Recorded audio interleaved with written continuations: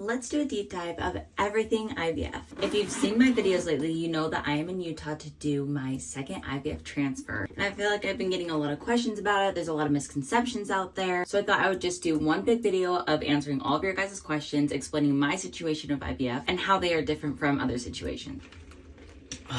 I'm needing that caffeine. So I guess we should just start from the beginning. So this is my second IVF transfer. My first one was with Rad, my son, who is now 20 months old. I'm using the exact same clinic that I did IVF with him and plan to do that with all my other 4 embryos. But a lot of you might not even know what an embryo is. So let's start there first. So when you do IVF the first time, you do this thing called an egg retrieval. I don't have to do that this time because I already have all my embryos. What you do with your egg retrieval is you basically take shots to develop all of your eggs, which then they take out and then fertilize with your husband's, I don't know if I can say that on here.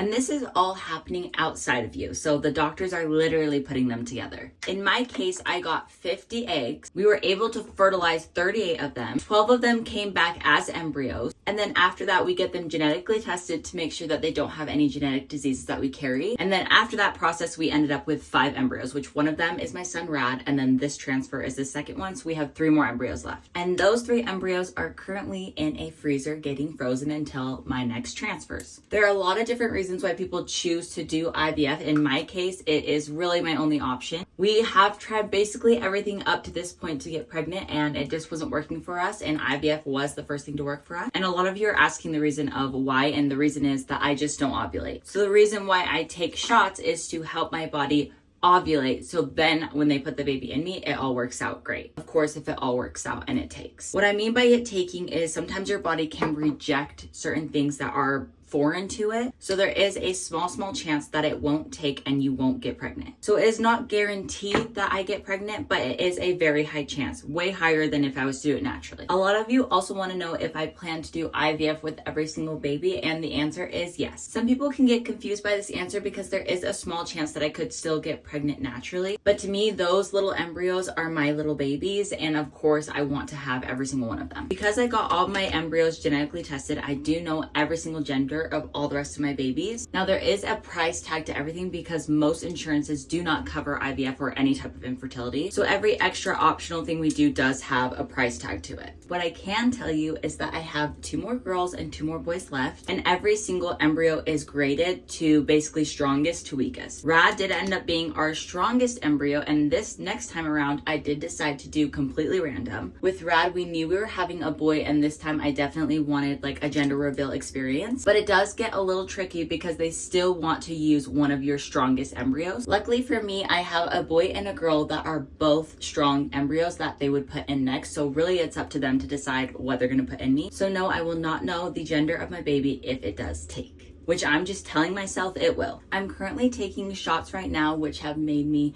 very tired and very bloated. Basically, if you just think of a really bad period, that's the symptoms that I'm feeling. But in the grand scheme of things, I definitely think it's all worth it. Now, a lot of people are very curious about the price of IVF. It kind of varies differently for everyone because of how many eggs you get, how many embryos you have. So I'm only going to talk about our experience and how much we ended up paying. First round of IVF obviously costed a lot more because we had to do the whole egg retrieval process and then the transfer process. And I don't remember how much specifically it was, but I do remember it was in the range of $12,000 to $15,000. But luckily this time around, it's a lot cheaper because we only have to do the transfer process. And I have made a lot of my payments already. And if I had to guess, I'm guessing it will be around $6,000 to $8,000, which is still quite a lot for having a baby. Now that also does not include like your whole pregnancy and all your hospital bills and things like that. This is just strictly the IVF process. Now let's talk about some fun facts about IVF that a lot of people actually do not know about. One of the perks about IVF is that you find out if you're pregnant 10 days after they do the transfer. So you find out very quickly if it worked or did not. If you do happen to get pregnant, you also have to take shots up until 10 weeks of pregnancy. So there are a lot of shots you have to do. Another fun fact that a lot of people don't know about is when they do the transfer, the baby is already 4 weeks along. So you kind of skip out on 1 month of pregnancy. And hey, we will take the perks where we can get them. There are also options where you can put 2 embryos into you where you could get twins. This again does not guarantee that you will get twins, but it does give you a higher chance if you want to at the same time. My husband and I have thought about it before, but we might save that for the end maybe. And because you are taking all of these hormones that prepare you for pregnancy, there is a higher chance of your eggs splitting as well. So even though you might only put one embryo in, you could still get two. Let's see, what else is there? Ooh, another perk that I just thought about is with IVF, you do get ultrasounds basically every single week after your transfer. I think you start at week 7, week 8, week 9, and then week 10. And then you graduate from IVF school at week 10 and start going to your regular OBGYN. But there is a little snippet of everything IVF. Hopefully I was able to answer a lot of your guys' questions. But of course, if you do have any other questions, you can always leave a comment and I will try to get to all of them. But as always, thanks for getting ready with me and I love you guys.